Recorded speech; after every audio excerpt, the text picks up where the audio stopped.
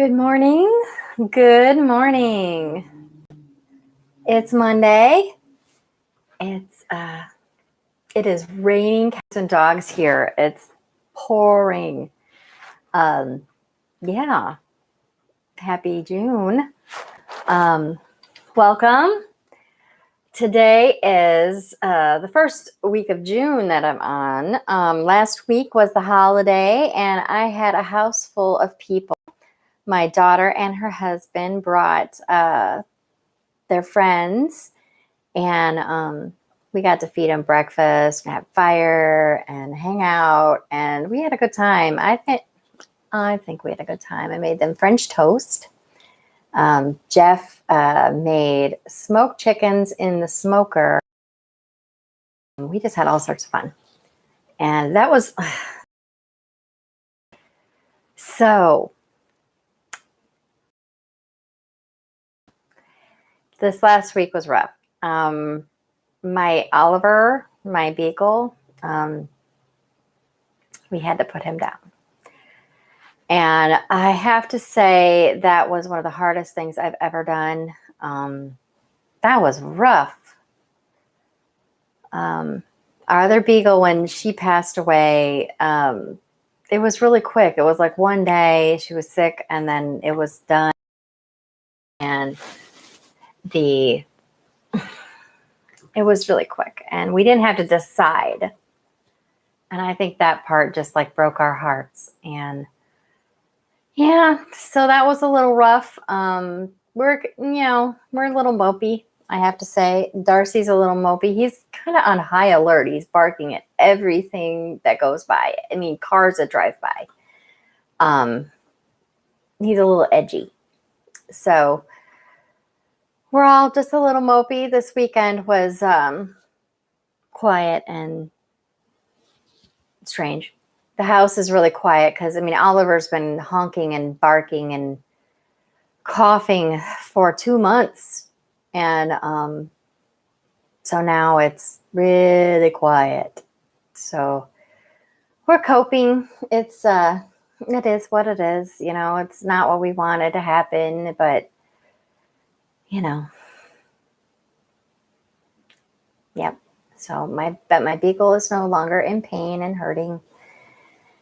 And the doctor agreed it was the time. So we did our thing. So the stress, I'm going to just share, I'm going to be real with you. The stress of the last 2 months was pushing me over the edge.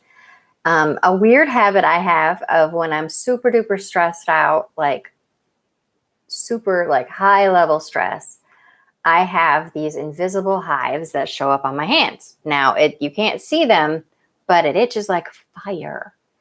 And it's, I don't know. It's hard to Google because invisible hives is not something that many people get, or maybe many people get it, but doctors don't believe that it exists. So some people believe it is fake and some people don't. But anyway, instead of just having hives on my hands, like Emma's wedding that week, I had hives on my hands and my hands were itching really bad. This time around, this level of 2 months of dying dog, I had hives all the way up my arms. They were red. They graduated from being invisible to just hot and red everywhere. So that was it. But yeah. Oh, thank you, Meredith. Thank you.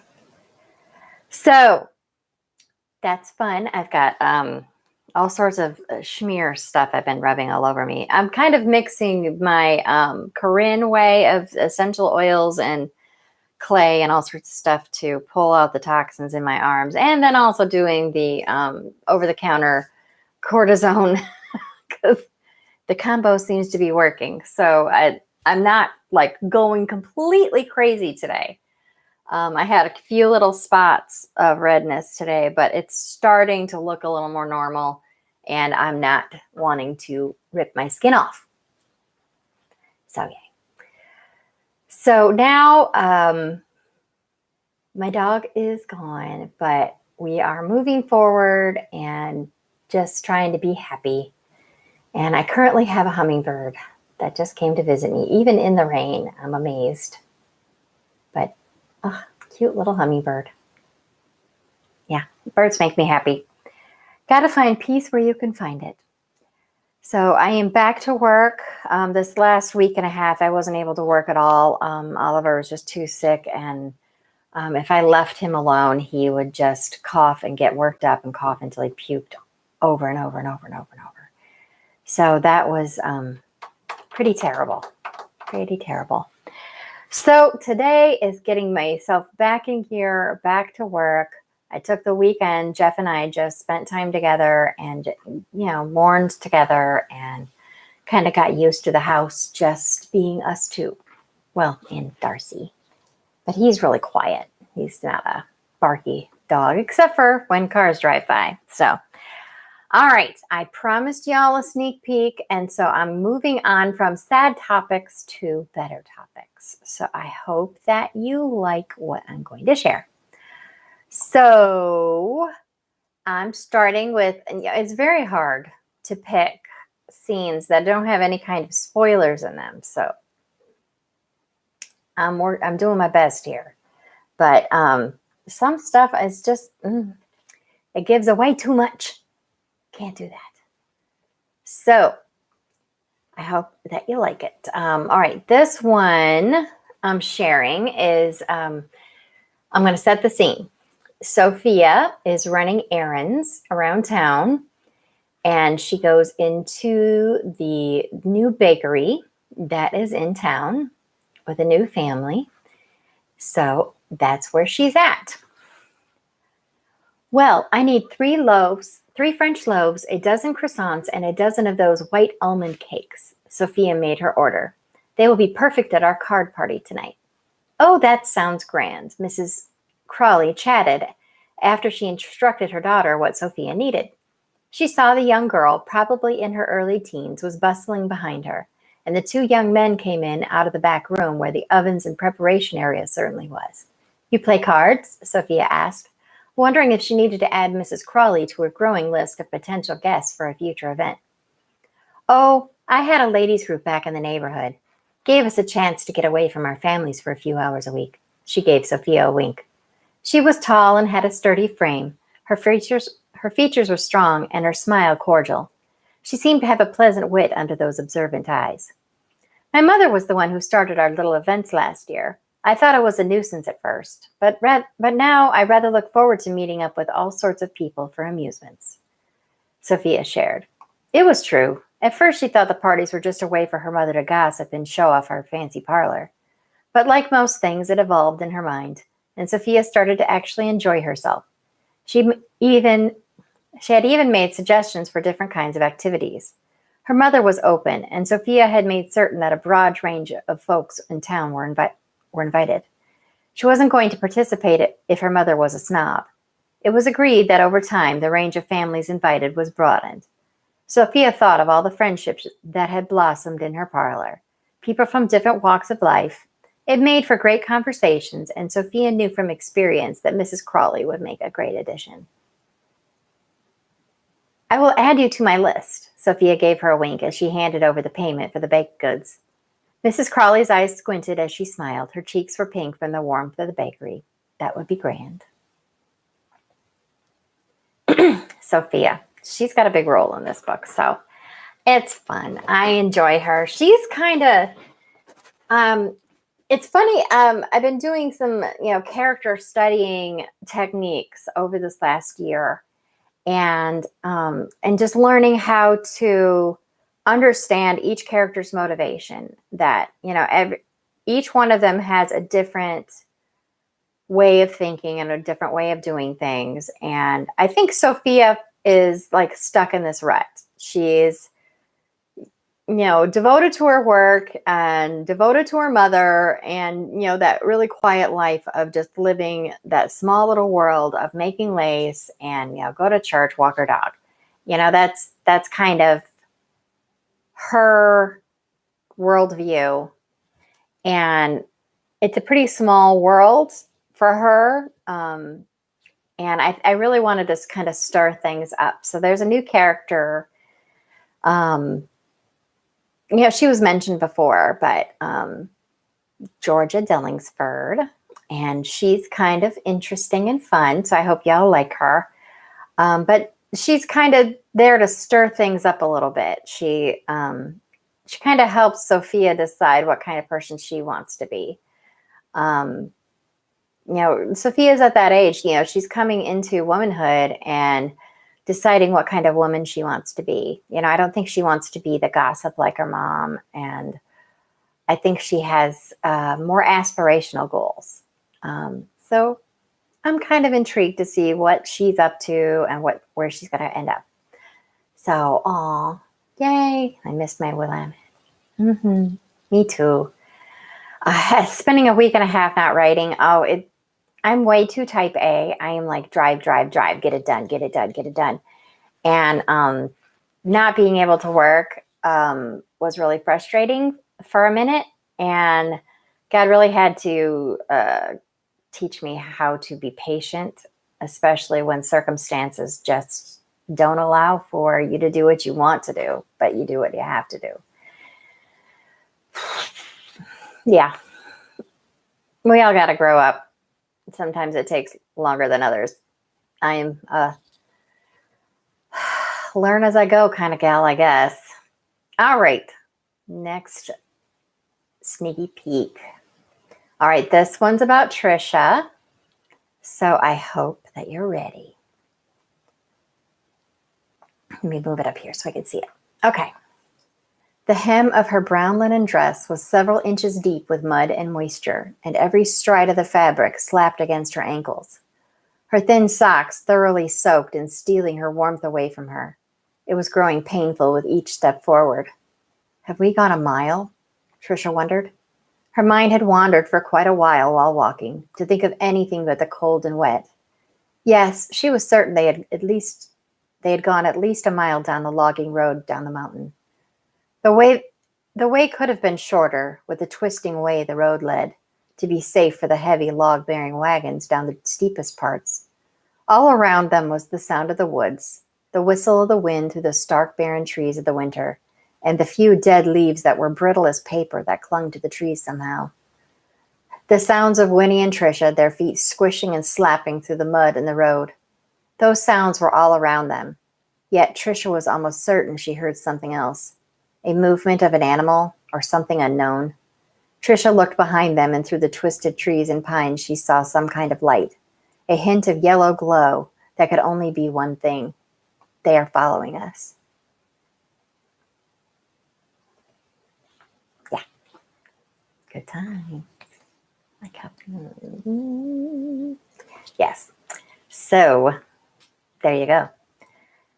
I am excited about this story. I'm so close to the end, guys. You don't even know. It's so close. I mean, it's like this much has been written and I have like this much left. I mean, it's to stop at that point was pulling my fingernails out with pliers. But yeah, I'm really close to the end. I'm very, very close. Maybe 5-6 chapters, if that. I don't know.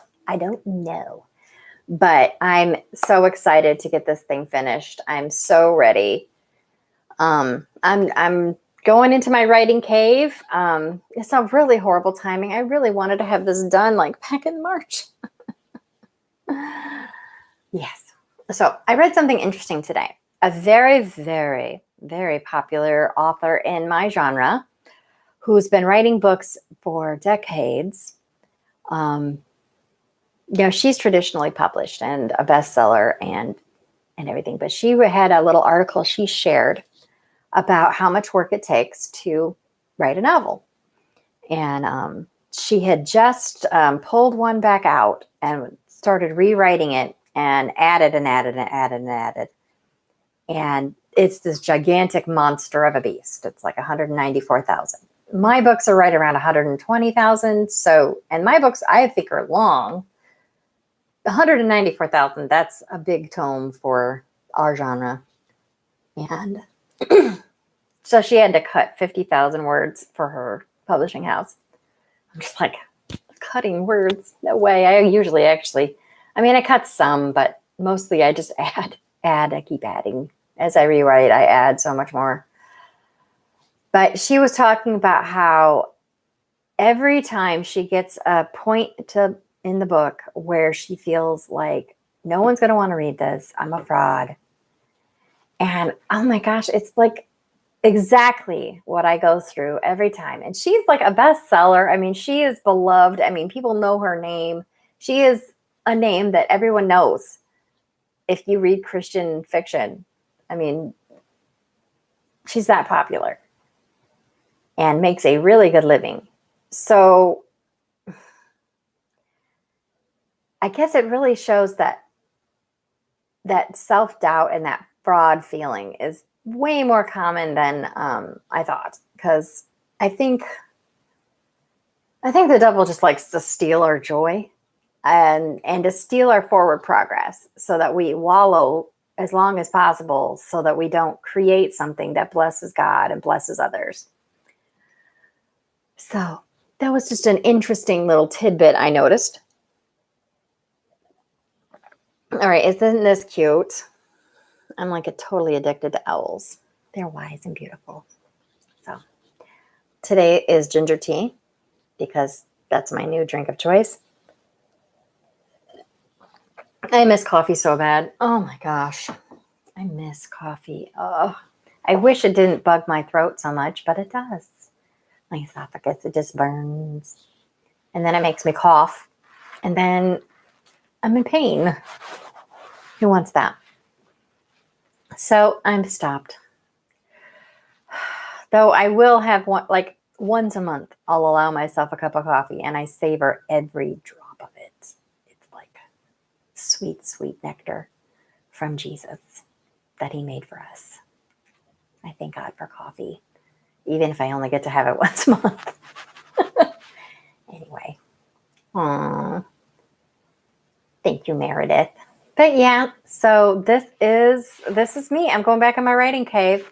Well, after 2:00 today, I have a hair appointment because I need some help with my hairs because it needs to be fixed.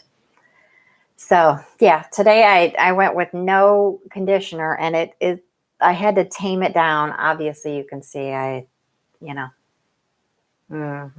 girls, I'm not ready. I'm not ready for that. I'm not ready for the tinsel hair. So getting that fixed. But yeah, I feel like I'm still kind of in that mood. I think we're coping and we're dealing with it. It was like it happened and we miss our buddy, but we miss Oliver when he was healthy.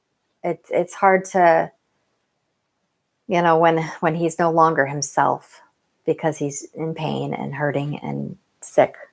So that was sad.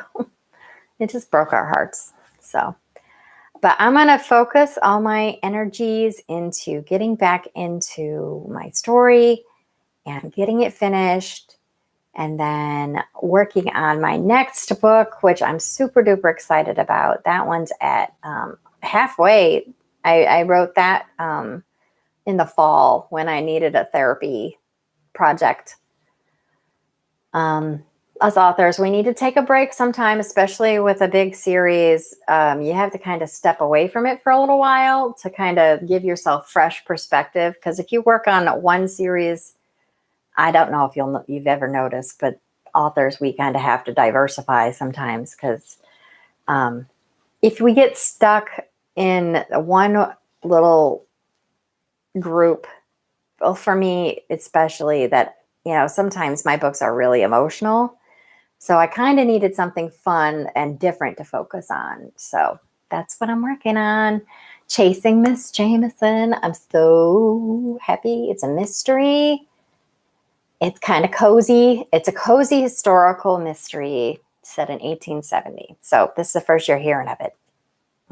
It's debutantes and mystery and history. Oh, I just love it. I can't wait to share it with you guys because it's a really fun group of characters. Totally different. This is non-pioneer. This is just, debutantes and balls and etiquette. There's lots of etiquette in there. I have learned all sorts of interesting things about the rules of 1870s and what was expected of a lady in high society. And it's a bunch of bull. That's what it is. It's snobby, it's rude, and bizarre. Just the weird, quirky things that the etiquette rules made them do. It's so weird. The calling cards and the way of introduction that, if you weren't introduced, it's a very strange little world. But I'm enjoying being in that world. It's really fun. So I hope you enjoy it too. So I'm going to end today. I hope I get more visitors later. And comment, people. Girl needs comments because it keeps me going. All right. Today.